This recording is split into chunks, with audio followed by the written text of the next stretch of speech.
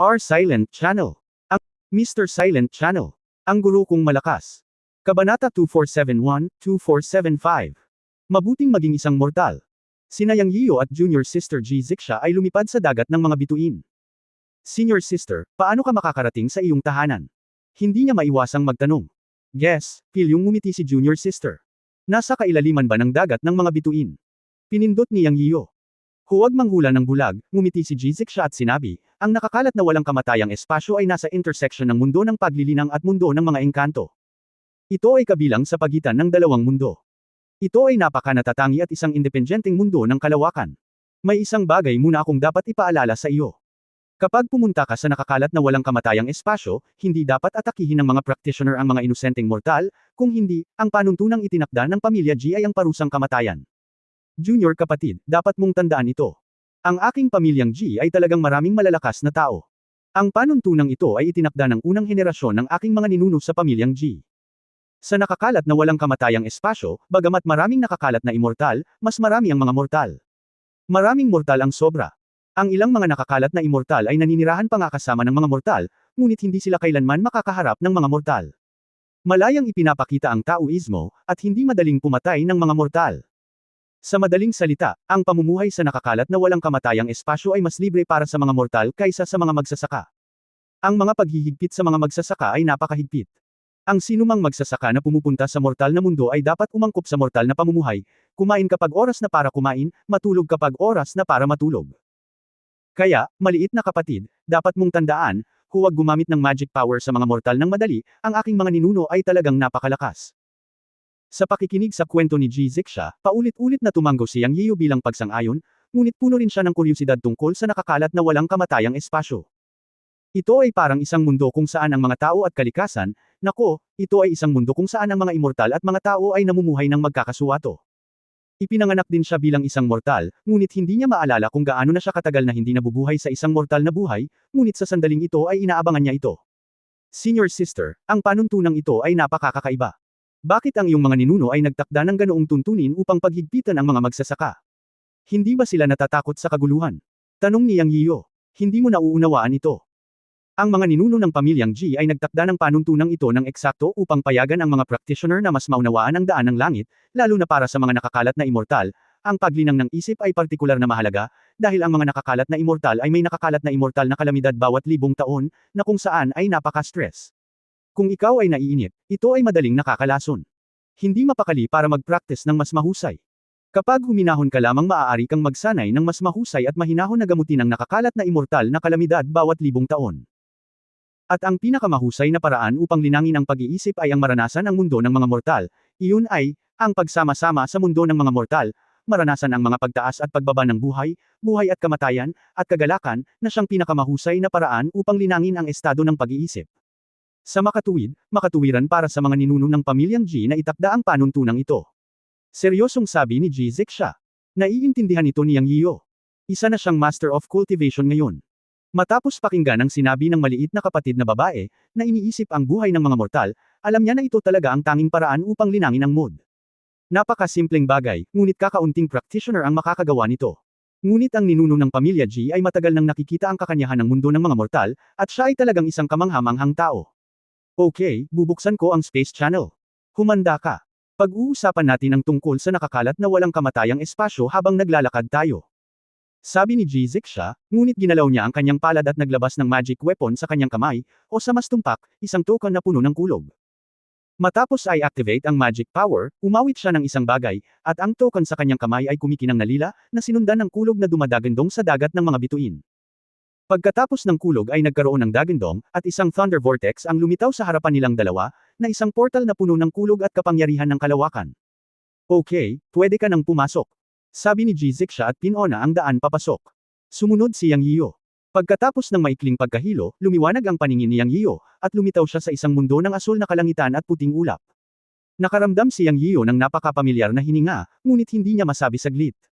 Pagkatapos ng mahabang pag-iisip, ito ay hangin.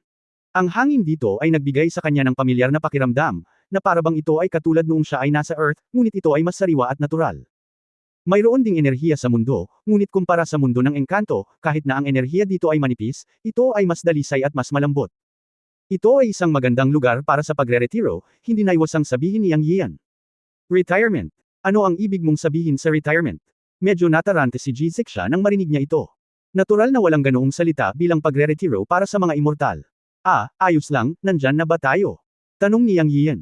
Sinabi ni Ji Zixa, syempre, ito ang espasyo para sa mga nagkalat na immortal. Ang mundong ito ay medyo tahimik. May mga bansa sa lahat ng laki, ngunit bihira ang mga digmaan. Gustong-gusto ng mga tao ang kapayapaan, at kahit na may mga salungatan, sila ay malapit ng maayos. Ang mga mortal ay hinahabol ang kalikasan, hayaan ang kalikasan na kunin ang landas nito, at magkakasamang mabuhay sa kalikasan. Ang mga tao dito ay naghahanap ng pagkain, nag-aaral ng iba't ibang halaman, at pinalaki ang kapangyarihan ng mga halaman sa mundo, na ginagawang iba't ibang uri ng pagkain at mga supply na malapit na nauugnay sa buhay. Nagulat si Yang Yiu at sinabing, hindi ba hinahangad ng mga tao dito ang immortalidad? O hinarangan ba ng pamilya Ji mo ang pagsasanay ng Taoismo? Inilibot ni Ji Zixa ang kanyang mga mata kay Yang Yiu at sinabing, syempre hindi. Sa kabaligtaran, ang pamilya Ji ay nagdaraos ng practice conference taon-taon para bigyan ng pagkakataon ang bawat bata dito. Ang mga may talento sa pagsasanay ay natural na papasok sa Jija Village para magsanay, at hinihikayat din nila ang mga nagkalat na immortal dito na tumanggap ng mga disipulo. Syempre, ang saligan ay handa ang mga tao dito. Mayroon bang sino man na ayaw magsanay ng Taoismo? Hindi napigilan ni Yang Yiu na hamarang. Syempre meron, dahil maraming nagkalat na mga immortal dito. Iilan lang ang makakarating sa dulo pagkatapos ng 12 kapigatian. Karamihan sa kanila ay bumagsak. At nang sila ay tumuntong sa kapigatian na langit ng paglilinang, mayroon ding hindi mabilang na mga tao na nabigo. Dahil dito, nakikita ng mga tao ang kalupitan at kahirapan ng cultivation, ngunit hindi nila ginagawa ang pagpupursage. Ang mga tao dito ay naniniwala sa kalikasan, hinahabol ang masasarap na pagkain, o hinahabol ang lahat ng kagandahan sa buhay. Iniisip ng karamihan sa mga mortal na ito ang pinakamahusay sa buhay. Mahirap makapasok sa langit sa pamamagitan ng paglilinang, at ang daan ng langit ay malupit, ngunit sila ay walang malasakit. Gayunpaman, kung may pagkakataon, sasamantalahin nila ito at magsusumikap na ituloy. Naniniwala ang lahat na ito ang kaayusan ng langit. Anyway, natural ang mga tao dito, at malalaman mo pagdating ng panahon. Paliwanag ni Ji Zixa. Nang marinig ito ni Yang Yiu, ito ay talagang parang paraiso na mundo. May isa pang tanong na labis na nalilito kay Yang Yian. Ngayon lang, sinabi ng junior sister ang tatlong salitang Jija Village. Pakiramdam niya ay mali ang narinig niya, at hindi niya maiwasang magtanong, Senior sister, kasasabi mo lang, Jija Village. Tama ba ang narinig ko? Ngumiti si Ji Zixa na parang nahulaan niya na itatanong ni Yang Yian ang tanong na ito, at ngumiti at sinabing, tama ang narinig mo. Ang unang henerasyon ng aming pamilyang Ji ay isang napaka-natural na tao. Hindi niya itinataguyod ang pagpapaunlad ng kapangyarihan. Bagamat ang pamilya Ji ay isang malaking pamilya dito, hindi ito kailanman na organisa. Sa halip, natural na namumuhay ang bawat pamilya ng pamilya Ji. Siyempre, maaari silang manirahan sa mga grupo, o maaari silang lumabas ng mag-isa upang maghanap ng lugar na mapagsasanayan at tirahan. Walang mga paghihigpit. Kaya ang direktang angkan ng pamilya Ji ay nakabuo lamang ng isang mas malaking nayon sa ngayon. Ito ay isang direktang nayon ng lahi na nabuo upang mapanatili ang mundo ng mga nakakalat na immortal. Kung hindi, walang nayon. Hehe, hindi ba sobrang kakaiba? Tanong ni Ji Zixa. Tumango. Ito ay higit pa sa kakaiba, ito ay simpleng hindi maintindihan. Hehe, dahan-dahan mong malalaman. Fair na. Gumamit kami ng magic power para buksan ang space mula sa labas, pero pagkarating namin dito, hindi kami madaling gumamit ng magic power. We have to act like mortals unless it is absolutely needed. Ang may Jija Village ay halos 2,000 milya ang layo mula dito, sa paanan ng Laming Mountain. Nagpadala na ako ng mensahe, at ang pamilya ay magpapadala ng 1,000 milya na lumilipad na hayop sa lalong madaling panahon. Ihahatid muna kita sa bahay ko. Sabi ni Ji Zixa. Pinag-isipan ito ni Yang Yian at sinabing, ate, bakit ayaw mong pumunta? Dahil nandito ako, mag-isa akong maglalakbay at magsasanay sa isip ko. Pupunta ako sa Jija Village para hanapin ka. Sa totoo lang, masyado akong mabilis mag-practice at naging unstable ang isip ko, pero pagpasok ko dito, nakaramdam ako ng katahimikan, kaya gusto kong maglakbay mag-isa. Tumango si Ji Zixa at sinabing, okay, anyway, madaling hanapin ang Jija Village sa Laming Mountain. Tandaan mong puntahan mo ako kapag natapos mo na ang training mo. Uuwi muna ako. Maraming beses na akong pinadalhan ng mensahe ng ninuno. Baka may apurahin. Bukod dito, tutulungan kitang malaman ang tungkol kay Lu Zuaxi pagkabalik ko. Magpapadala ako sa iyo ng mensahe kaagad. Boom! Nang matapos magsalita si Ji Zixa, yumanig ang lupa, at isang pares ng mga tao at mga kabayo ang tumakbo mula sa abot tanaw sa di kalayuan. Nakita ni Yang Yian na may 8 o 9 na lumilipad na kabayong tumatakbo. Si Junior Brother ang caravan ng pamilya Kuji. May mga ganyang caravan sa bawat lugar, nagnenegosyo sa mga kabisera ng iba't ibang lugar. Pagkatapos kong magpadala ng signal, darating ang pinakamalapit na tao. Sabi ni Ji Ziksha. Tumanggo si Yang Yian upang ipakita ang kanyang pangunawa. Hindi nagtagal, dumating ang siyam na lumilipad na kabayo sa harap ng dalawang tao. Dalawa sa kanila ay walang laman, at ang natitirang 7 lumilipad na kabayo ay inookupahan.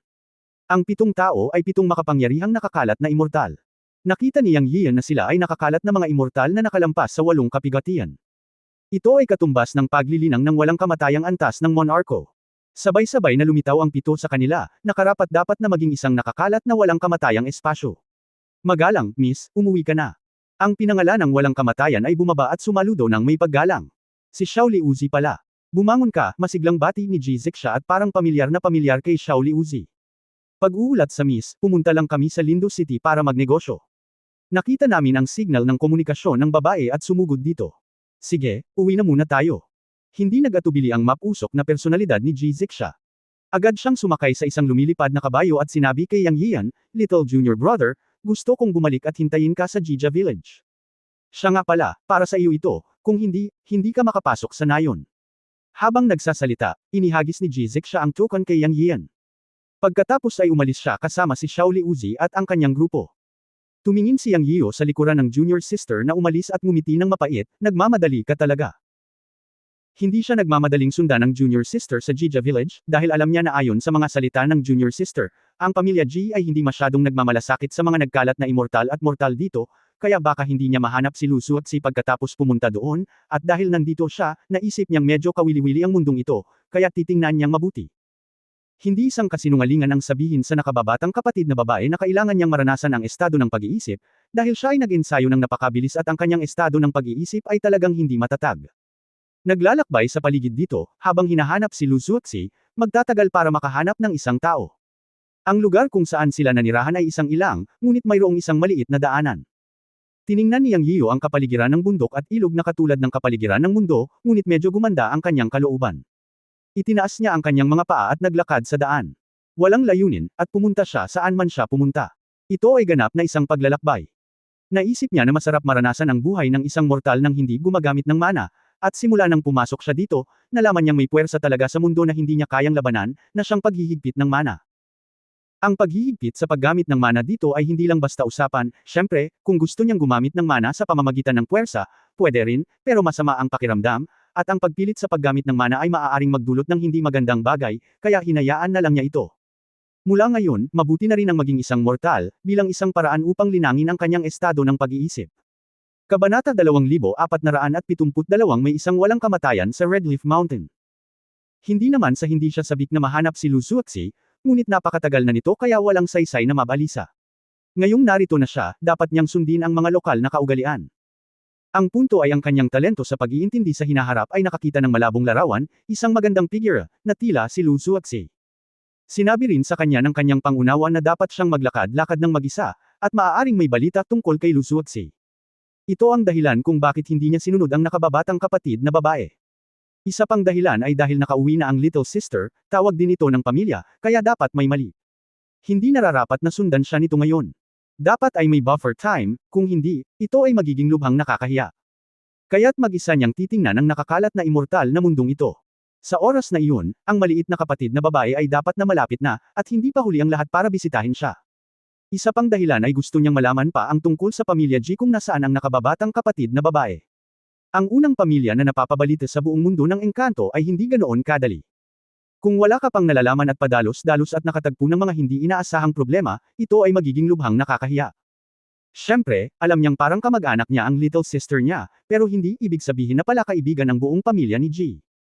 Naramdaman na lamang niya ang kaunting pagtanggi mula sa ilang nakakalat na immortal na dumating upang kunin ang nakababatang kapatid na babae. Bagamat itinago nila ito ng gusto, paano nila matatakasan ang kanyang pangunawa? Kaya't lubhang kailangan na malaman ang higit pa tungkol sa pamilya Ji kung hindi siya pupunta ngayon. Naglakad siya mag-isa at hinanap si Lu Suotsi. Ang pagpipiliang ito ay mabuti para sa kanya kahit sa ngayon. Ang mundo ng kalat-kalat na walang kamatayang espasyo ay nagbigay kay Yang Yian ng pakiramdam na talagang iba sa Fairyland. Marahil ito ay dahil ang pamumuhay dito ay nakabatay sa mga mortal, at may kaunti pang mga paputok na naging komportable sa kanya. Natahimik din ang puso niya nang hindi namamalayan.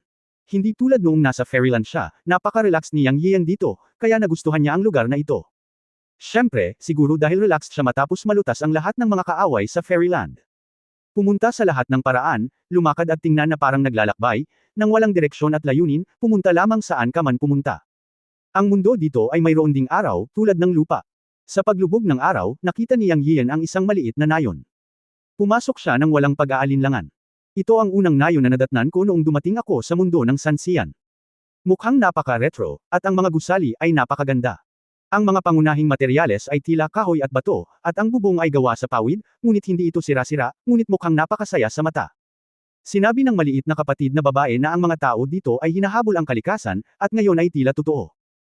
Ang mga materyales sa gusali ay karaniwang ginagamit ng direkta sa pagtatayo ng mga bahay ng walang gaanong pagproseso, kaya maganda at natural ang hitsura nito. Walang mga gusali na may ilang mga palapag, ngunit mga independenteng bahay, na katulad ng kapaligiran ng kanyang bayan sa Earth. Mayroon ding maliit na patio na may bakod, kung saan-saan makikita ang mga bulaklak at halaman, at tila maingat na inaalagaan kapag lumakad ka sa nayon. Mukhang mahigit 10 kabahayan lang ang nayon. Lubog na ang araw, at ang mga magsasaka na nagtatrabaho sa bukid sa labas ng nayon ay nag-uusap at naglalakad pabalik. Nararamdaman niyang Yiyo na ang mga taga-nayon na ito, anuman ang kasarian, edad o bata, ay nasa mabuting espiritu mula sa malayo, na nagpapakita na ang kanilang buhay ay lubos na kasiya siya. Sa daan pabalik sa nayon, ang mga taga-nayon ay umuwi sa mga grupo ng 3 o 2. Si Yang Yiyo ay lumakad ng napakabagal, tinatreto ang kanyang sarili bilang isang turista, at mabagal na naglakad patungo sa nayon. Nang siya ay papasok na sa nayon, isang boses ang nagmula sa kanyang likuran at sumigaw, "Binata, ano ang ginagawa mo sa aming Qingshan Village?" May iniisip si Yang Yian, ngunit hindi niya talaga pinansin ang taong nasa likod niya. Nang lumingon siya, nakita niya ang isang 60 anyos na lalaki na may hawak na asarol sa kanyang kamay at matamang nakatingin sa kanya, na parabang may makapangyarihang tao o magnanakaw. Ang matandang lalaki sa kanyang paningin ay nakasuot ng magaspang na tela na damit, ang kanyang mga binti ng pantalon ay nakabalot, ang kanyang mga paa ay nababalutan ng putik, at may ilang mga kunot sa kanyang noo na napakalinaw sa sandaling ito. Si Xian Ren ang huling lumabas ng field. Ito ay normal sa matanda na maging mapagmatsyag kapag siya ay isang estranghero na pumupunta sa nayon ng iba. Gayunpaman, tila ang mga mata ng matanda ay hindi lamang mapagbantay ngunit medyo natatakot din sa kanya, ngunit hindi siya masyadong natakot. Tila nasa poster siya na hihingi ng tulong kung gagawa ng anumang padalos-dalos na paggalaw si Yang Yian.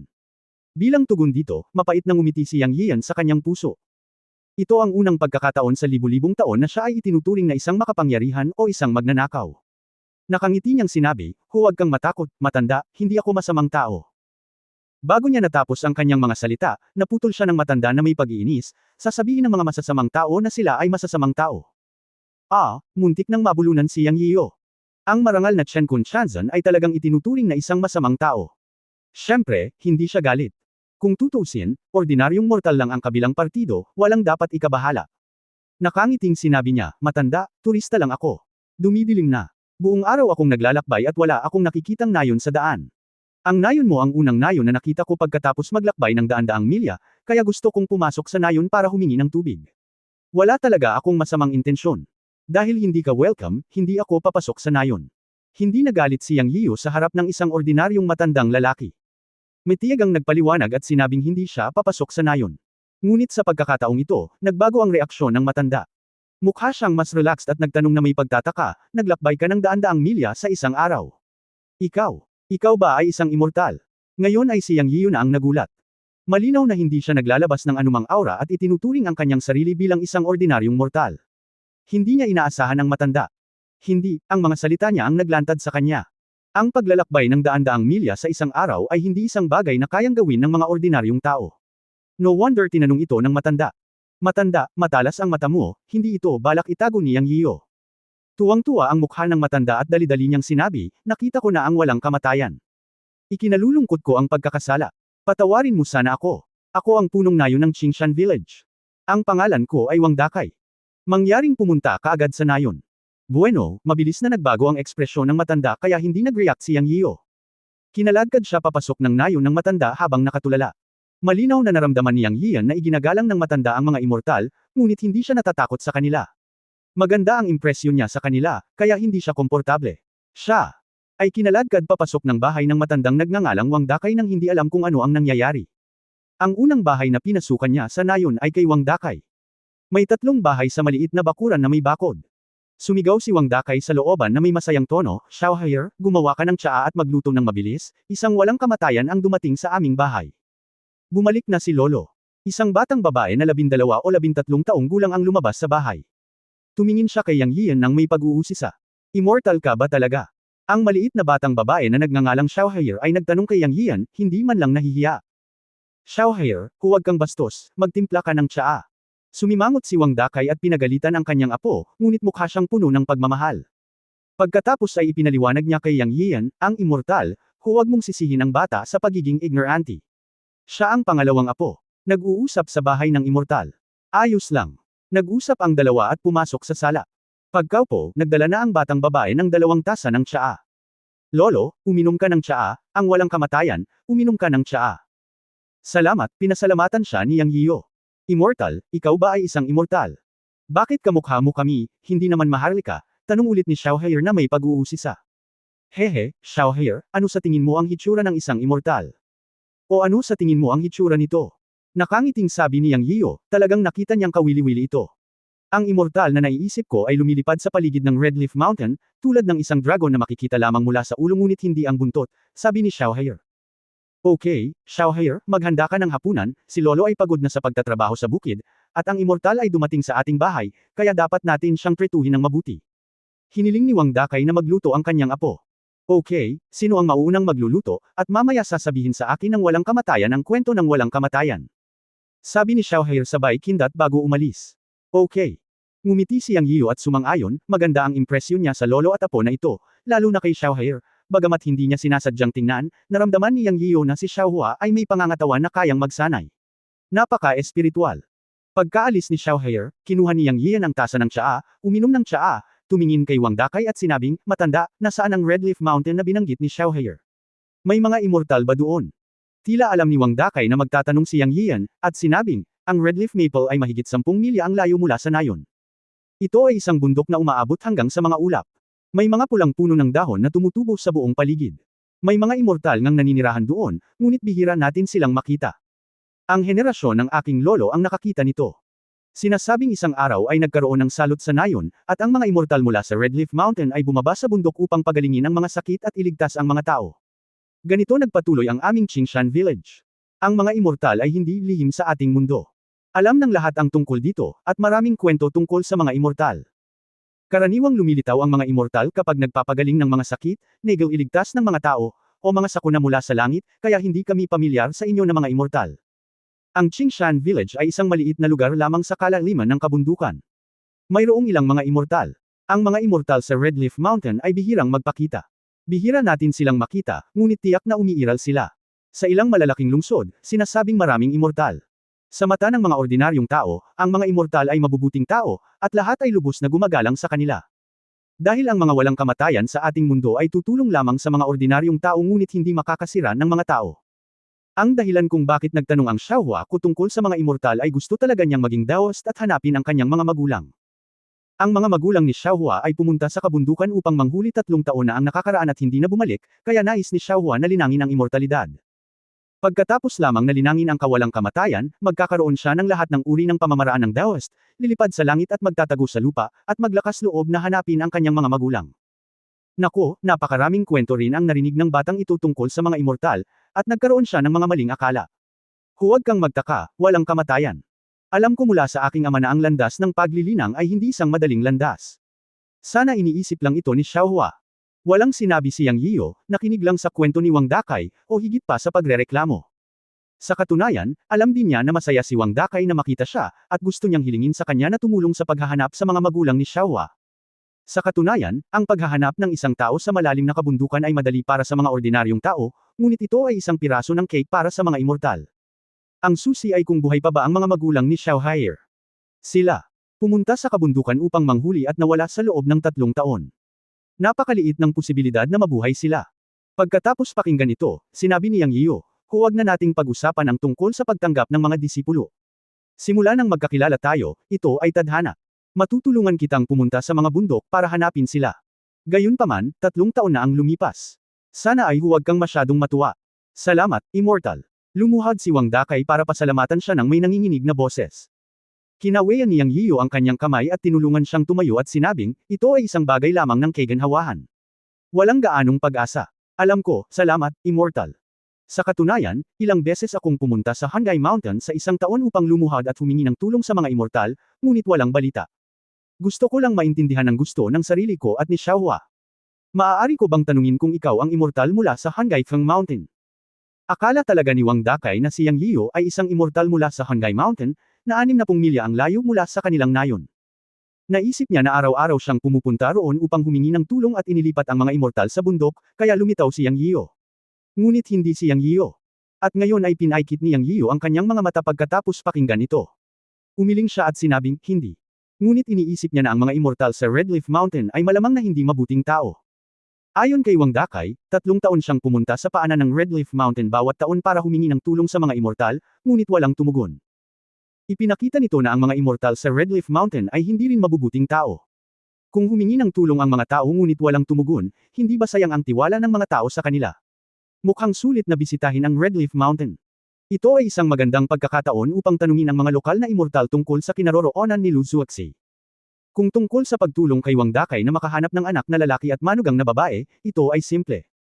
Bagamat hindi pinahintulutan ng mundong ito ang paggamit ng magic power, si Yang Yiyo ay isang celestial na nilalang, kaya hindi malaking bagay na gamitin ang kanyang banal na kaisipan.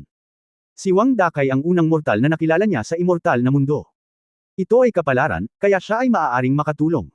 Ang paraan ng paglilinang ay binibigyang diin din ang pagkakataon, at iyon mismo ang pagkakataon at kapalaran. Kabanata 2473, ang walang kamatayan na nagsasagawa ng masasamang kapangyarihan. Nanatili si Yang Yiyo sa bahay ni Wang Dakay ng isang gabi, at pumunta siya sa mga bundok kinabukasan. Ayon kay Wang Dakay, ang lugar kung saan nagpunta ang kanyang anak at manugang na babae upang manghuli ay ang parehong lugar sa Hanggai Mountain. Pareho silang malalaking bundok na may mga birhen na kagubatan. Ang kapaligiran dito ay mayroon ding natatanging 4 na panahon. Pagkatapos ng taglamig, ang mga bata at malalakas na manggagawa sa nayon ay pupunta sa kabundukan upang manghuli upang madagdagan ang kita ng pamilya. Ito ay ganap na buhay ng isang ordinaryong pamilya. Ang isang pagkakaiba ay ang pangangaso ay kadalasang inorganisa ng mga pamilya. Ang mga magulang ni Xiao Haier ay pumunta sa kabundukan upang manghuli ng magkasama at hindi na bumalik. Dahil pumayag si Yang Yiyo, kailangan niyang pumunta at hanapin sila. Gayunpaman, bago umalis, hinugot ni Yang Yiyo ang isang hibla ng buhok ni Xiao Haier. Nakatadhana na ang paghahanap. Kailangan lang niyang mag-spell para malaman kung buhay pa ang mga magulang ni Xiaohua. Kung buhay pa sila, natural na mahahanap niya sila pabalik. Kung patay na sila, kalimutan mo na, dapat may mga bangkay kung patay na, para pumunta pa rin siya. Bilang karagdagan, ang pangunahing layunin ay pumunta sa Hanggai Mountain. Gusto kong makita kung may mga practitioner sa Hanggai Mountain. Tretuhin lamang ito bilang ang unang gawain ng kanyang karanasan sa mundo sa walang kamatayang espasyo. Pagkatapos magtanong ng direksyon, dumiretso si Yang Yiyo sa kabundukan. Ipinadala siya ni Wang Dakay sa pasukan ng nayon at may gustong sabihin, ngunit hindi niya alam kung ano ang sasabihin. Naunawaan ni Yang Yiyo ang sasabihin ni Wang Dakay, at ngumiti at sinabing, huwag kang mag-alala, tutulungan kitang maunawaan ang isa sa iyong mga hiling sa pagkakataong ito. Gaya ng sinabi ko, huwag kang masyadong umasa sa iyong anak at manugang. Alam ko, salamat, Immortal. Mangyaring bigyang pansin ang kaligtasan. Yumuko si Wang Dakay. Mabilis na umalis si Yang Yiyo, nag-iwan lamang ng isang pangungusap, bumalik ka at maghintay ng balita. Talagang bibigyan kita ng balita sa loob ng 10 araw. Bagamat hindi siya gumagamit ng magic power, ang isang cultivator ay isa pa ring cultivator kung tutuusin. Ang kanyang pisikal na katawan lamang ay hindi maihahambing sa mga mortal, lalo na siyang ay isang heavenly venerable. Ang kanyang pisikal na katawan ay higit na makapangyarihan kaysa sa mga ordinaryong immortal. Sa ilang pagtaas-baba, tumawid siya sa mga bundok at pumasok sa kagubatan na mahigit 10 milya ang layo. Hinawakan ni Yang Yiyan ang buhok ni Xiao Haier sa kanyang kamay at nagsimulang magsagawa ng isang ritual. Hindi madaling makahanap ng immortal, ngunit madali para sa kanya na makahanap ng isang mortal na may kaugnayan sa dugo. Pagkatapos ilang minuto, natapos ni Yang Yiyan ang ritual at biglang tumangala sa kailaliman ng bundok. Naramdaman niya ito. Natawa siya sa sarili, ang swerte ni Xiaohua na nabuhay. Pagkatapos ng isang ritual, malinaw niyang naramdaman ang dagandong sa pagitan ng langit at lupa, na nagmumula sa buhok sa kanyang kamay. Lumipad ang buhok ni Xiao Haier, at naramdaman ang dagandong ng sigla. Ibig sabihin, buhay pa ang mga magulang ni Xiao Haier. Mabilis na sinundan ni Yang Yiyan ang sensasyon. Makalipas ang mahigit 10 minuto, bumungad sa kanyang harapan ang isang bundok na kasing taas ng ulap at puno ng pulang dahon. Natigilan si Yang Yiyan. Matapos makapasok sa bundok, ang una niyang naisip ay hanapin ang mga magulang ni Xiao Haier, at pagkatapos ay pumunta siya sa Hanggai Mountain. Sa hindi inaasahan, pagkatapos ng ritual, sinunod niya ang sensasyon ng buhok upang mahanap ang mga magulang ni Xiaohua, ngunit nasa Hanggai Mountain sila. Sinabi ni Wang Dakay na mayroong isang walang kamatayan sa Hanggai Mountain. Ngayong nagsasagawa na siya ng isang ritual na nagpaungol sa langit at lupa, ang mga bakas ng mga magulang ni Xiaohua ay nasa Hanggai Mountain, na medyo kakaiba. Dalawa lang ang posibilidad. Ang isa ay ang mga magulang ni Xiaohua ay umakyat sa Hanggai Mountain 3 taon na ang nakakaraan at nagsimula sa landas ng paglilinang, ngunit hindi iyon makatuwiran. Kahit na sila ay nagtatanim sa Hanggai Mountain, hindi na kailangang iwanan ang kanilang matandang mag-ama na si Xiaohua. Ang isang ito ay hindi makatwiran. Ang pangalawa ay ang mga magulang ni Xiaohua ay napilitang umakyat sa Hanggai Mountain. Kung ito ang pangalawa, kung gayon ang mga immortal sa Hanggai Mountain ay medyo napupuot. Ang paghuli sa mga mortal ay isang bawal sa mundo ng mga nakakalat na immortal. Kinaikit ni Yang Yiyu ang kanyang mga mata at tumingin sa Hanggai Mountain, na kasing taas ng mga ulap, at naglakad patungo dito. Para sa mga mortal, imposibleng akyatin ang Hanggai Mountain na ito, ngunit hindi ito malaking bagay para sa mga immortal, kaya hindi mahalaga kung anong porma sayon ang umiiral. Ngunit pagkatapos gawin ang unang hakbang sa landas sa Hanggai Mountain, naramdaman ni Yang Yiyu na ang enerhiya ng langit at lupa sa paligid niya ay nagbago, at ang eksena ay nagbago ng gusto nang tingnan niya ito gamit ang kanyang mga mata. Umambon sa kanyang paningin, at ang 500 sa kanyang harapan ay puno ng mga tinek. Isa lamang itong ilusyon. Walang tigil na ngumiti si Yang Yiyan, at nagpatuloy sa pag-akyat, diretsyong sumugod sa hamog, at humakbang sa mga tinek. Sa sumunod na sandali, naulit ang eksena, at ang kalsada sa ilalim ng kanyang mga paa ay isa pa ring maliit na landas na direktang patungo sa tuktok ng bundok. Hakbang-hakbang na pag-akyat, paglalakad ng maluwag, makalipas ang kalahating oras, narating na ni Yang Yiyan ang tuktok ng bundok. Isang malawak na lugar ng mga gusali ang lumitaw sa paningin. Lumitaw din ang isang gate ng bundok, at may 3 kumikinang na salita sa plaque sa itaas Redleaf Fairy Palace. Nakakatuwa talaga. Tumayo si Yang Yiyan sa harap ng gate ng bundok at tumingin sa palasyo ng engkanto sa tuktok ng bundok at sinabi sa sarili. Kung tutuusin, tinatawag itong palasyong engkanto, hindi naman ito kalakihan, 3 bulwagan lamang at maliit na patio. Siyempre, ang inaakala niyang hindi kalakihan ay kumpara sa mga palasyong engkanto sa mundo ng mga engkanto. Kung ikukumpara sa mga mortal na gusali dito, isa itong palasyong engkanto na sumasaklaw sa mahigit 10 ektarya. Sinong Daos na kaibigan ang pupunta sa aking Redleaf Fairy Palace? Habang nakatingin si Yang Yiyu sa Redleaf Fairy Palace, isang malamig at hindi magandang boses ang narinig. Kaagad pagkatapos ng mga salita ay bumukas ang pinto. Pagkatapos, lumabas ang 2 babae. Sumulyap si Yang Yiyu at nakita ang 2 nakakalat na immortal na katumbas ng Hanyuan Taoism. Hindi sila mukhang mga master, ngunit mga maliliit na tungkulin lamang. Gayunpaman, pumunta rito si Yang nang walang planong kumilos. Una, hinahanap niya ang mga magulang ni Xiaohua, at pangalawa, gusto niyang makita ang mga nagkalat na immortal dito at tanungin kung may balita ba tungkol kay Lu Zuozi. At saka, kung ang kasalukuyang cultivation status ni Yang ay kikilos, ito ay pagtatawanan at aapihin ng malaki. Narito si Yang Yiyu mula sa Immortal Realm para bisitahin. Sa oras na ito, mayroon pa ring biyaya si Yang. Pagkatapos ng lahat, siya ang pinuno ng isang sekta. Hindi, ang kasalukuyang Yunmen ay ang unang transcendent na puwersa sa immortal na mundo, at kilala pa siya bilang Heavenly Venerable of Heaven and Earth. Kahit na ito ang teritoryo ng pamilya Ji at ang pamilya ng nakababatang kapatid na babae, at maraming mga patakaran, siya na si Yang Yiyu, ang Master ng Yunmen, at ang Heavenly Venerable of Heaven and Earth. Kung hindi lang niya binigyan ng mukha ang kapatid na babae ay ginawa niya ang mga bagay ng walang pagpipigil. Siya, walang tinago. Alam man ng mga immortal sa mundong ito ang kanyang pangalan o hindi, iuulat pa rin niya ang kanyang pangalan. Siya, wala ring intensyon na magkaroon ng anumang salungatan sa mga nakakalat na immortal sa mundong ito. Kaya siya ay magalang. Siyempre, naririnig din niya na hindi maganda ang sinabi ng bisita. Ang aking Panginoon sa palasyo ay nasa retreat, pasensya na, hindi kita matatanggap, kapwa Daoist, mangyaring bumalik. Malamig na sabi ng isa sa mga babae. Kung hindi niya makita ang antas ng cultivation ni Yang Yiyu, matagal na siyang kumilos. Anong bastos na lalaki, talagang sumugod siya sa kanilang Redleaf Fairy Palace. Nakinig si Yang Yiyu sa sinabi ng babae at bahagyang kumunat ang noo. Sumusumpa siya sa kanyang puso, ikaw na ignorante na munting nakakalat na walang kamatayan, ang aking kapatid ay ang marangal na Chen Kun Chanzan, hindi mo ba dapat ako magalang na imbitahan? Bakit mo ako itinaboy? Labis na nalungkot si Yang. Ngunit pinigilan niya ang kanyang galit at sinabing, Dao Yu, sa totoo lang, mayroon akong 2 mortal na kaibigan at ang kanilang mga asawa sa iyong Hanggai Mountain. Ang isa ay tinatawag na Wang Taizo at ang kanyang asawa ay tinatawag na Zhang Quilian. Nandito ako upang makita sila. Sa sandaling lumabas ang mga salitang ito, ang mga mukha ng 2 babaeng immortal sa gate ng bundok ay biglang nagbago, ngunit hindi nagtagal ay bumalik sila sa normal. Ang unang babaeng immortal na malamig na nagsalita ay nagsabi, nagbibiro si Daoyo. Ang mga immortal sa immortal na mundo ay hindi kailanman nagkakaroon ng anumang pakikisalamuha sa mga mortal. Walang mga mortal sa aking Hanggai Fairy Palace. Daoyu, mangyaring bumalik. Pagkatapos.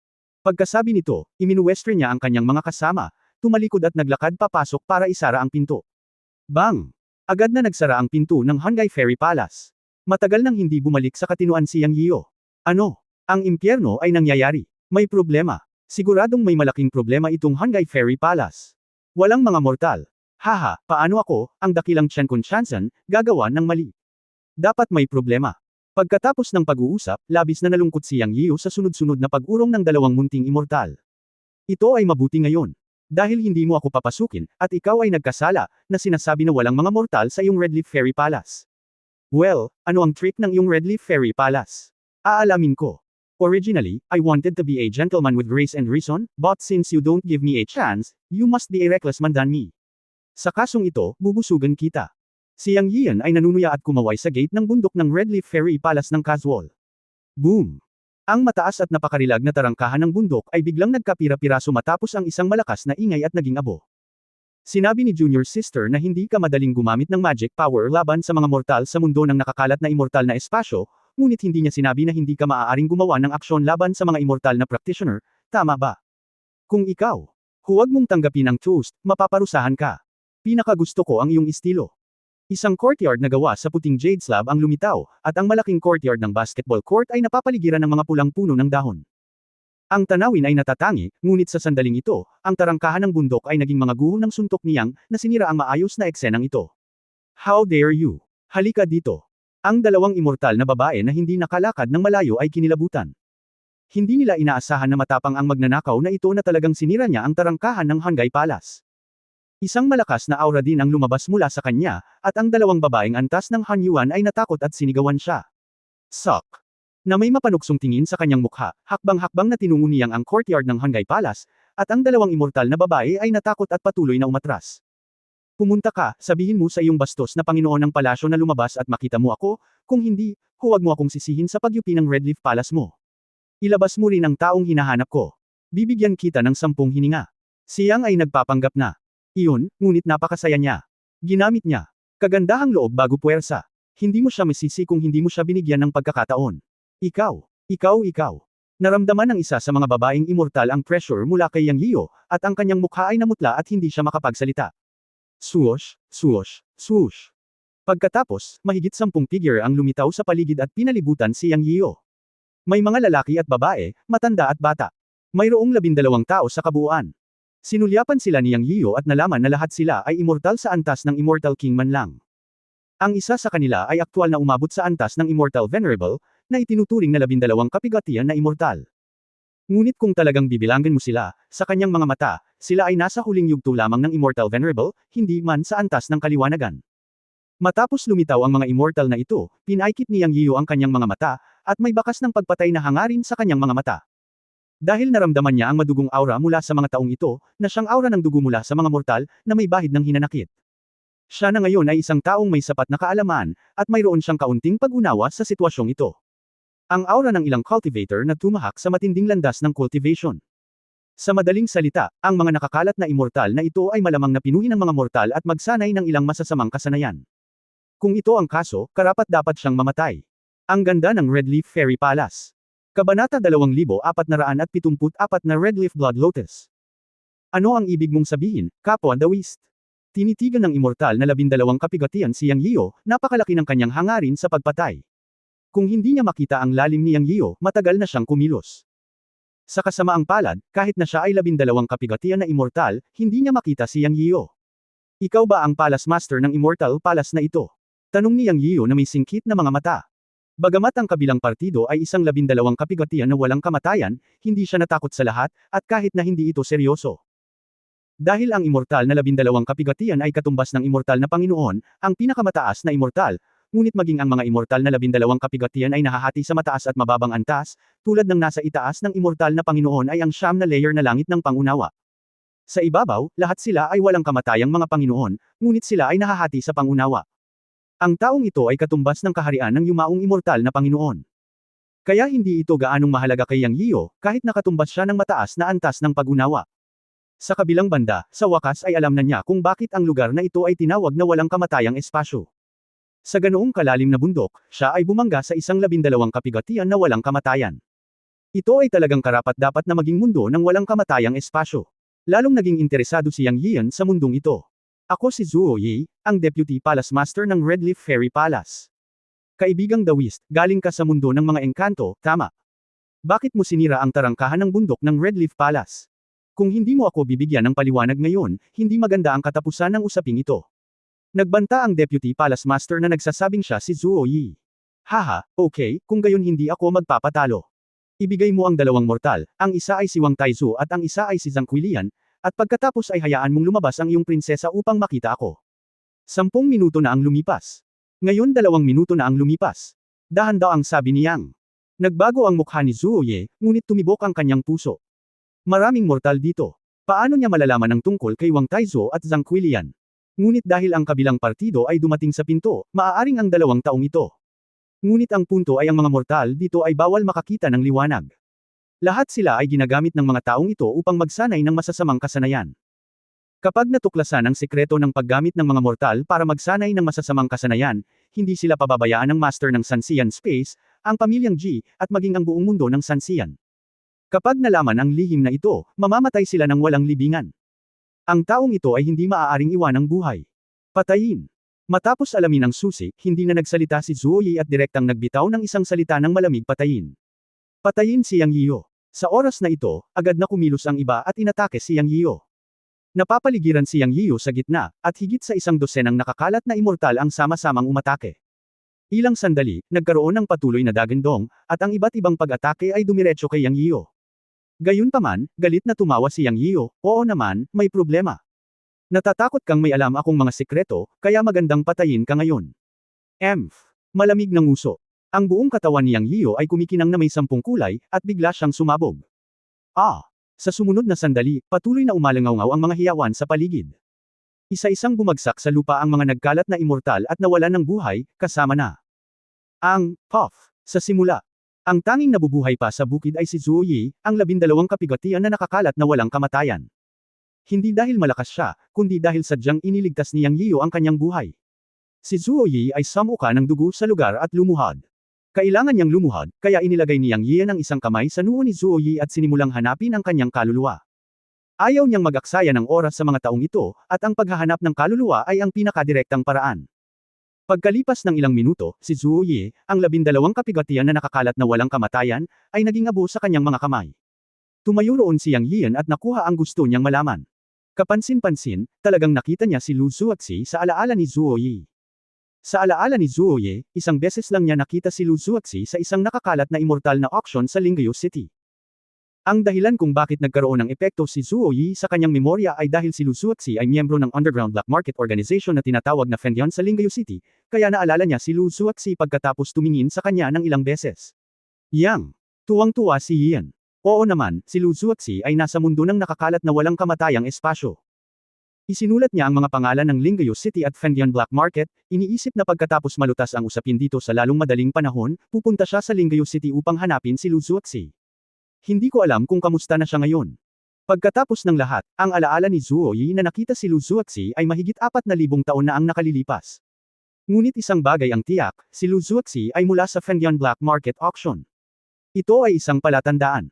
Hindi alintana kung si Lu Zuoxi ay nasa Lingyo City o wala, ang Fengdian Black Market ay kasangkot. Ang isa pang bagay ay ang sitwasyon ng Redleaf Palace. Sa alaala ni Zuo Yi, nakita ni Yang Yiyo ang madilim na bahagi. Gaya ng hula niya, ang mga nagkalat na immortal sa Redleaf Palace ay nagsasanay ng masasamang kasanayan. Meron higit sa 30 katao sa Redleaf Palace, at bawat isa ay nararapat na mamatay.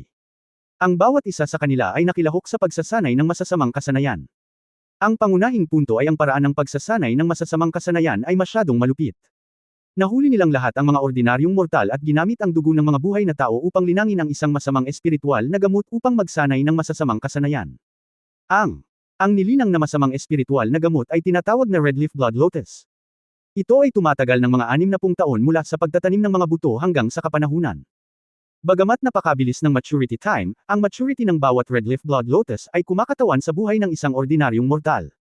Mayroong higit sa 10,000 Red Leaf Blood Lotuses na nililinang sa ilalim ng lupang palasyo ng buong Red Leaf Fairy Palace, na nangangahulugang 10,000 ordinaryong tao ang buhay sa isang pagkakataon. Bukod dito, ang Red Leaf Fairy Palace ay may kasaysayan ng paglilinang ng Red Leaf Blood Lotus sa loob ng 10,000 taon. Ito ay isang astronomical na bilang ng mga buhay. Inaresto nila ang mga tao mula sa buong bansa at bihirang hawakan ang mga tao sa loob ng radius na 500 milya. Gayunpaman, mayroong isang pagbubukod. Kung ang mga tao sa loob ng 500 milya ay pupunta sa mga bundok, ito ay magiging iba. Direkta silang dadalhin sa Red Leaf Mountain Underground Palace para magtanim ng Red Leaf Blood Lotus. Anyway, maraming lobo, tigre at leopardo sa mga bundok. Kahit na alam ng pamilya ang tungkol sa pagkawala, karamihan ay iisipin nila na namatay sila sa pangangaso at hindi magdududa. Ang laking konsensya. Nagmura si Yang Yiyo. Dahan-dahan siyang naglakad patungo sa hall. Ang pasukan sa palasyo sa ilalim ng lupa ay nasa pangunahing bulwagan. Sa alaala ni Zuo Ye, ang pinuno ng palasyo na si Yuling Xiang ay nasa palasyo sa ilalim ng lupa. Hinihigop at pinino niya ang pulang leaf blood lotus sa kanyang middle age para magsanay. Sa alaala ni Zuo Ye, napakataas ng cultivation ni Yuling Xiang, ngunit hindi niya alam kung gaano ito kataas. Ang masasamang kasanayan at Red Leaf Blood Lotus na ginawa niya ay nakuha rin mula sa kung saan-saan ng master ng palasyo na si Yuling Xiang. Si Zuo Ye ay isang representante na prinsesa, kung hindi ay lalabas siya para manghuli ng mga tao. Ang espasyo ng mga nakakalat na immortal ay napakalaki, at mayroong hindi mabilang na mga mortal. Hindi kalakihan para sa kanya ang makahuli ng libu-libong tao sa bawat pagkakataon. Bukod dito, mabilis din ang pagunlad ng kanilang paglilinang sa mga masasamang kasanayan na ipinasa ng Red Leaf Blood Lotus at ng master ng palasyo na si Yuling Xiang. Siya rin ang pinakamalaking benepisyaryo. Siya ang unang dumaan sa lahat ng nakakalat na immortal na mga kapigatian sa langit at nakarating sa kaharian ng 12 kalamidad ng mga nakakalat na immortal. Sa katunayan, maraming nakakalat na immortal sa Red Leaf Palace dati, kasing dami ng libu-libong tao. Ngunit ang ilang nakakalat na immortal ay hindi sumang-ayon at hindi nagsagawa ng masasamang kasanayan, at sila ay pinatay ng mga ito. Kaya ngayon ay may higit sa 30 katao sa Red Leaf Palace. Siyempre, 14 sa kanila ang pinatay ni Yang Yian, at ngayon ay 19 na tao na lang ang natitira, lahat ay naglilinang ng Red Leaf Blood Lotus sa underground na palasyo. Para naman sa mga magulang ni Xiao Haier, ang anak at manugang ni Wang Dakai, sina Wang Taizu at Zhang Quilian, naniniwala si Yang Yian na sila ay buhay pa. Pagkatapos ng lahat, nawala sila 3 taon na ang nakakaraan. Kahit na tinanim sila ng lotus ng dugo, hindi sila dapat patay. Dahil ang Snow Lotus ay nangangailangan ng 60 taon upang maging mature, at kapag ito ay umabot na ng 60 taon, ang mga tao ay mamamatay. Kaya dapat na mailigtas pa rin ang mga magulang ni Xiao Haier. Ang puso ni Yang Yian ay napuno ng layuning pumatay. Ang buong Red Leaf Palace ay karapat-dapat na mamatay, at ang Palace Master Yuling Xiang ay karapat-dapat na mapunta sa impyerno. Siya, aktwal na gumamit ng mortal na buhay upang linangin ang masamang Red Leaf Blood Lotus para makapagsanay. Karapat-dapat talaga siyang mamatay. Nagtataka siya, saan nakuha ng Palace Master na ito na si Yuling Xiang ang ganitong masamang pamamaraan at ang paraan ng paglilinang ng Red Leaf Blood Lotus. At ang pamilyang Ji kung saan nagmula ang nakababatang kapatid na si Ji Zixa ay kilala bilang nangingibabaw na pamilya sa mundo ng mga nakakalat na immortal. Hindi ba nila nadiskubre ang pagkakaroon ng mga masasamang nakakalat na immortal? Sa kanya naisip na normal lang na hindi nila ito natuklasan. Dahil ang mga nakakalat na immortal na ito ay naglakas loob na gawin ito, tiyak na hindi nila hahayaang malaman ng mga tao, kung hindi sila magiging labis na pumatay ng libu-libong tao sa kanilang sariling walang kamatayang palasyo hanggang sa wala pang 40 tao ang natitira. Napabuntong hininga siya. Sa kabutihang palad, dumating siya at natuklasan ang pagkakaroon ng mga masasamang immortal na ito. Kung hindi, sino ang nakakaalam kung gaano karaming mga inosenteng mortal ang mamamatay? Ngayon ay tila ang pamilya Ji kung saan naruroon ang nakababatang kapatid na babae ay hindi ganap na kontrolado. O ang estilo ng pamamahala ng pamilya Ji sa pagpapatakbo ng mga tupa ay may malalaking disbentaha. May isip na kung ikakalat ang mga ito, ilang immortal ang magsasapanganib.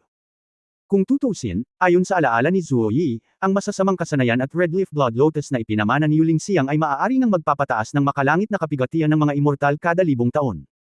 Hindi lahat ng walang kamatayan ay makakarating sa wakas at makatiis sa lahat ng makalangit na kapigatian. Kung may shortcut, sapat na para sa mga immortal na makipagsapalaran. Pero, ito ay sa huli sa halaga ng mga mortal na buhay. Bukod dito, ang isang immortal na makatiis sa 12 makalangit na kapigatian ng mga immortal ay maaaring kumatawan sa buhay ng 9,000 mortal. Ito ang talaan ng pagbomba ng memorya ni Zuo Yi. Ito ay naiisip na kapag ang isang masamang shortcut ay kumalat, gaano ito kakilakilabot. Kahit na ang gayong masasamang kasanayan at pulang leaf blood lotus ay hindi lamang angkop para sa mga immortal, ngunit nakakatulong din sa mga immortal at sinumang magsasaka. Iniisip ang araw kung kailan ang ganitong masasamang kasanayan at masasamang pamamaraan ay kakalat sa buong mundo ng engkanto. Natakot si Yang Yian. Hindi ito dapat kumalat, dapat itong ganap na mabura at masira, ito ay masyadong nakakatakot. Lumakad si Yang Yian sa pangunahing bulwagan ng Hanggai Palace na may mabigat na puso. Sa pagtulak ng pinto at pagpasok, walang tao sa main hall. Ang mga nakakalat na immortal sa lupa ay pinatay, at ang iba ay nasa palasyo sa ilalim ng lupa. Sa alaala ni Zuo Ye, ang pasukan sa palasyo sa ilalim ng lupa ay nasa dingding ng pangunahing bulwagan ng pangunahing bulwagan. Dir-diretsyong naglakad si Yang Yian at hinikayat ang kanyang magic power patungo sa isang palm mural sa dingding. Biglang gumuho ang pader at nagbukas ng pinto. Nakita ni Yang Yian na isa talaga itong lagusan patungo sa ilalim ng lupa ng mga immortal. Pumasok siya nang walang pag-aalinlangan. Dahan-daang muling sumara ang pinto sa likod niya. Hindi man lang siya natakot, at palakas ng palakas ang hangarin ng pagpatay sa kanyang puso. Ang madilim na daanan ay isang serye ng mga hagdang bato. Sa kabuuan, higit sa 300 metro ng diagonal na paglalakad pababa ang kuwebo sa platform, na direktang humahantong sa malayo. Matapos ang isang buong oras, sa wakas ay naglakad si Yang Yian sa dulo ng daanan. Nakakita rin siya ng liwanag. Ayon sa alaala ni Zuo Yi, may tarangkahang bato sa unahan ng palasyo sa ilalim ng lupa, na binabantayan. Pagkapasok, ito ang lugar kung saan nililinang ang gamot ng tao. Sino ito? Ang dalawang immortal na may uban ay parehong 12th Tribulation Immortal sa antas ng Immortal Venerable. Biglang umilo si Yang Yio. Boom boom. Sa ilalim ng dalawang palad, namatay ang dalawang 12th Tribulation Immortals. Hindi man lang sila pumasok sa estado ng kaliwanagan, at ang isang kamay ay maaaring pumatay sa kanila kaagad. Huminga ng malalim, itinulak ni Yang Yian ang pintong bato. Sa sumunod na sandali, kahit nahanda na siya sa pag-iisip ay hindi niya maiwasang manginig matapos itong makita ng sariling mga mata. Kabanata 2475 Gamot ng Tao Sheriff Field. Nakita ni Yang Yian ang isang napakalaking natural na espasyo, isang espasyo na kasing laki ng ilang football field, siksik na puno ng malalaking vats, at sa loob ng malalaking vats ay isang tao, isang buhay na tao, lahat ay mortal. Ang lahat ay inilagay sa isang malaking vat, ngunit tumubo ang mga halamang pulang dugo sa mga taong ito. Ito ay ang Redleaf Blood Lotus sa alaala ni Zuo Yi, ngunit ang ilan ay namumulaklak, ang ilan ay nasa usbong, at ang ilan ay tumutubo lamang sa katawan ng tao. Ang mga namumulaklak na tao ay karaniwang natuyo, at ang kanilang dugo ay hinihigop ng pulang dahon na lotus ng dugo. Ang pinakamalupit ay hindi papatay ang mga tao. Ito ang gamot ng tao para sa paglilinang ng Redleaf Blood Lotus. Ang ibig sabihin ng masama. Sa isang sulyap, mayroong higit sa 10,000 tao. Ang espasyong ito ay isang sheriff field lamang. Ang namumulaklak na Redleaf Blood Lotus ay nagpapalabas ng kakaibang duguan na kulay, at ang pagkaakit ay puno ng dugo. Ang ganitong uri ng bulaklak na tinubuan ng buhay ng tao ay talagang maganda, ngunit ito ay puno ng masasamang espiritu at hinanakit. Naramdaman ni Yang Yian ang napakalakas na aura ng enerhiya, na pinupuno ang buong espasyo. Ito ay talagang isang puwersa na higit sa ordinaryong enerhiya, higit sa 10 beses na mas dalisay at mas makapal kaysa sa pinakamahusay na batong engkanto. Mayroon ding isang tiyak na aura na mahirap ipaliwanag, marahil ito ay ang alindog ng mga dagwang bulaklak ng demonyong ito. Mula sa enerhiya lamang, bukod sa halaga ng paglilinang sa buhay, ang pulang dahon ng dugo lotus ay talagang isang kayamanan ng langit at lupa. Gayunpaman, ang katotohanan ay ito ay isang lotus ng dugo na nilinang sa halaga ng mortal na buhay, na nabahiran ng dugo. Isa itong masamang bulaklak na hindi dapat umiral sa mundo. Siyempre, ang pinakanakakapahamak ay ang mga taong nagtanim ng Redleaf Blood Lotus na ito. Swoosh, swoosh, swoosh. Isa-isa, ang mga figure ay patuloy na lumilitaw, tahimik. Hinaharang ang pinto. Pinaikit ni Yang Yian ang kanyang mga mata at tumingin sa mga taong ito, 18. May kulang pa. Ayon sa alaala ni Zuo Yi, dapat mayroong 19 na tao sa palasyo sa ilalim ng lupa. Ang nawawalang tao ay walang alinlangan na si Yuling Xiang, ang pinuno ng palasyo ng Redleaf Fairy Palace, at ang nagpasimula ng paglilinang ng mga demonyong ito. Ang 18 tao sa kanyang harapan ay may magandang paglilinang. Sila. Ang lahat ay 12 kalamidad na nakakalat na walang kamatayan. Siyempre, 6 sa kanila ay nasa antas ng Tanggu. Ang natitira ay nasa antas ng Xianzhen. Ang pagkakaroon ng 12 kapigatian ng mga nakakalat na immortal ay katumbas ng rurok ng Xianzhen, at ang mga lumalampas ay 6 sa antas ng Tanggu. Bagamat hindi alam ni Yang Yiu kung ano ang pangalan ng mga nagkalat na immortal na nalampasan ng 12 kapigatian ay katumbas ng Tanggu. Ngunit ang aura ay hindi naiiba sa aura ng mga immortal.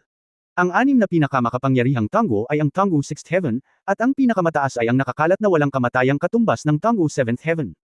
Ang puwersang ito ay katumbas ng isang napakalaking puwersa sa mundo ng diwata. Ngunit ito ang kapangyarihan ng nakakalat na walang kamatayang espasyo. Ito ang unang puwersa na nakatagpo niya nang dumating siya sa nakakalat na immortal na mundo, at napakaraming Panginoon.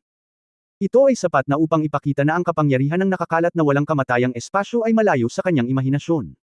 Ngunit, mas malalaking langgam lang ang mga taong ito sa mata ni Yang. Para sa kanya, kahit sila Tango Ninth Heaven, hindi mahalaga. Ngunit ang 18 nakakalat na immortal sa gate ay patay na sa mga mata ni Yang Yiyo. Bawat isa sa kanila ay puno ng masamang aura. Imposibleng isipin kung gaano karaming Red Leaf Blood Lotus ang kinuha ng mga taong ito upang magkaroon ng kanilang kasalukuyang paglilinang. Bawat isa sa kanila ay isang hamak na naipon sa pamamagitan ng pagkonsumo ng buhay ng mga mortal. Damit 10,000 beses.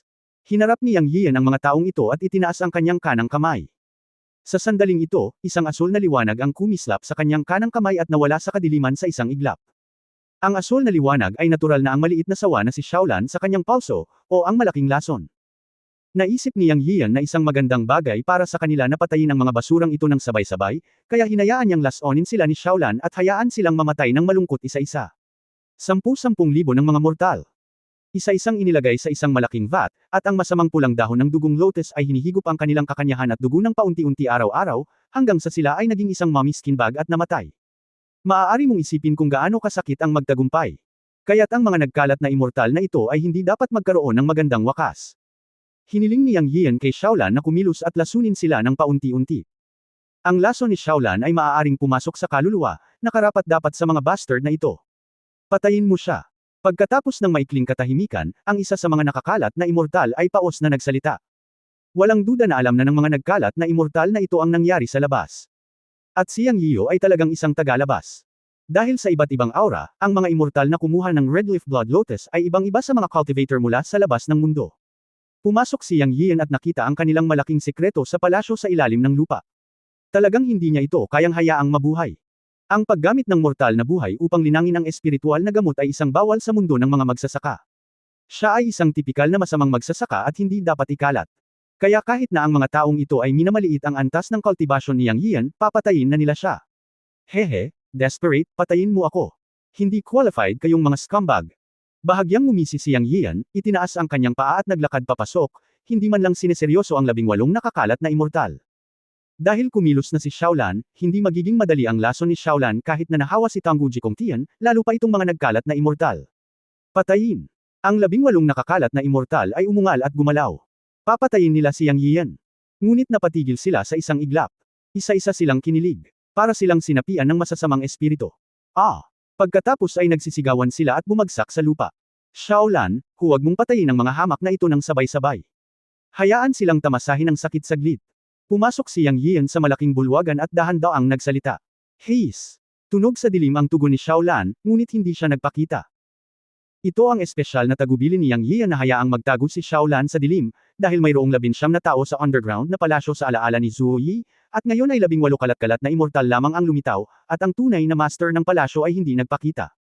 Bagamat hindi natatakot si Yang Yian sa pinuno ng palasyo sa dilim, hindi ito nangangahulugan na minamaliit niya ang kanyang kalaban. Nag-iingat pa rin si Yang Yian tungkol sa pinuno ng palasyo sa dilim. Dahil ang taong ito ay maaaring gumawa ng Red Leaf Blood Lotus at masasamang kasanayan, hindi siya dapat isang simpleng tao, lalo na ang mga tumahak sa masamang landas, tama na maging mas maingat. Kaya't hiniling ni Yang Yian kay Xiaolan na lumabas at magtago sa dilim, na isa ring garantiya, upang hindi tumaob sa kanal. Kahit na ang kanyang kasalukuyang lakas ay talagang napakalakas, palaging may mga tao sa labas ng langit, na palaging isang walang hanggang katotohanan sa mundo ng mga magsasaka. Sino ang makakasiguro na wala ng makapangyarihang tao sa mundo ng engkanto? Okay lang na magtiwala, ngunit hindi ka dapat maging mayabang, kung hindi, magkakaroon ka ng malaking kawalan. Isa-isa, ang 18 tao, anuman ang antas ng kanilang paglilinang, lahat ay nahulog sa lupa at nagsisigaw. Ang bawat isa sa kanila ay nilason ni Xiaolan. Inutusan ni Yang Yiyo si Xiaolan na dahan-daang lasunin ang hamak na ito hanggang mamatay, at ito ay simula pa lamang. Sino ka? Bilasan mo kaming ID talks, kung hindi ay hindi ka pababayaan ng Palace Master. Isa-isang bumagsak sa lupa ang nagkalat na mga immortal at umungol ng malungkot. Ang kanilang mga nakakalat na immortal na katawan ay nagsimulang maglaho, at sa lalong madaling panahon sila ay maglalaho, at sila ay nahawahan ng lason ni Xiaolan. Ang higit na kakilakilabot ay ang kanilang mga kaluluwa ay Nalasan, na siyang pinaka-nakamamatay. Haha, kayong mga high-end mighty scattered immortals ay gumagamit talaga ng mga ordinaryong mortal para magsanay ng masasamang kasanayan at linangin ang mga makamandag na halimaw. Naisip mo na ba ang sakit ng mortal na ito? Hindi mo ba kayang tiisin? Huwag kang mag-alala, simula pa lang ito. Hahayaan kitang madalas na gumamit ng pinakamasakit at pinakamasakit na lason sa mundo. Sabi ni Yang Yiu sabay ngisi. Ikaw, isa ka ring magsasaka, bakit mo pinapahalagahan ang buhay at pagkamatay ng mga langgam na ito? Ano ang kinalaman nito sa iyo? Ikaw, maaari mo kaming i-detoxify, at ang kayamanan ng Red Leaf Blood Lotus dito ay maibabahagi sa iyo. Ang immortal na may pinakamataas na antas ng paglilinang ay nagsalita. Kinaikit ni Yang Yiu ang kanyang mga mata at kumaway sa immortal. Ang walang kamatayan ay sumigaw, ngunit ang kanyang katawan ay nabasag ng suntok ni Yang Yiu, naiwan lamang ang kanyang kaluluwa, ngunit ang kanyang kaluluwa ay nababalot ng asol na ambon, na siyang lason ni Xiaolan. Xiaolan, bigyan mo siya ng pagkain. Bilin ni Yang Yiu. Kinokontrol ni Xiaolan ang kanyang lason ng palihim, natural kung gusto niya. Sa susunod na sandali, ang asol na lason na gas ay nagngangalit, at ang kaluluwa ng immortal ay muling sumigaw. Isa kang demonyo, pinatay mo ako, hayaan mo akong mamatay, Lord Palace Master, tulungan mo ako. Ang walang kamatayan sa wakas ay nagsimulang humingi ng awa. Dumilat si Yang Yiu at tumingin sa silangan ng malaking espasyong ito, dahil ang tawag ng immortal na tulong ay nakatingin sa silangan, ibig sabihin ay naroon ang tinatawag na Palace Master. Nandoon ang retreat at cultivation place ng Master ng palasyo. Natural na hinahanap ni Yang Yiu ang Panginoon ng palasyo na ito, at ang layunin niya ay patayin ang salarin. Ngunit walang paggalaw ng mahabang panahon. Nagulat si Yang Yiu, ngunit wala siyang pakialam. Dahil hindi siya lumabas, doon siya pupunta. Ngunit bago iyon, kailangan niyang hanapin ang mga magulang ni Xiao Haier at ilabas ang lahat ng mortal na maliligtas dito. Naglakad siya sa gitna ng malalaking banga, hinayaan ang kanyang kamalayan na magmasid. Sa susunod na sandali ay natagpuan niya ang mga magulang ni Xiao Haier. Sa kabutihang palad, muli silang naligtas. Sabi ni Yang Yiu sa sarili. Nalaman niyang may mga buto ng Red Leaf Blood Lotus sa katawan ng mga magulang ni Xiao Haier, at hindi pa oras para sumibol ang mga ito. Hanggat hindi pa umuusbong ang pulang Leaf Blood Lotus, pupunta sila rito kung may pagkakataon. Para naman sa mga sumibol na, kahit siya ay walang magawa.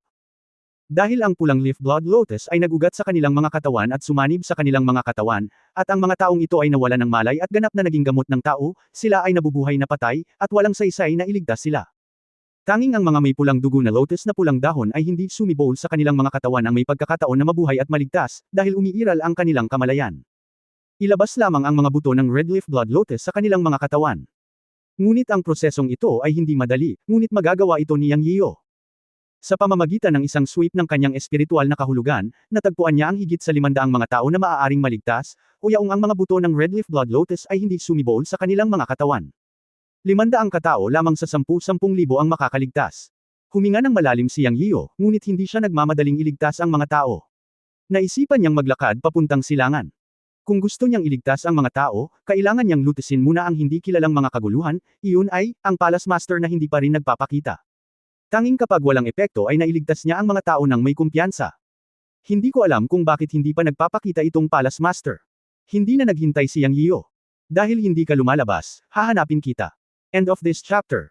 Pahingi naman ng like, share at subscribe mo na rin para updated ka sa susunod na kabanata. Salamat.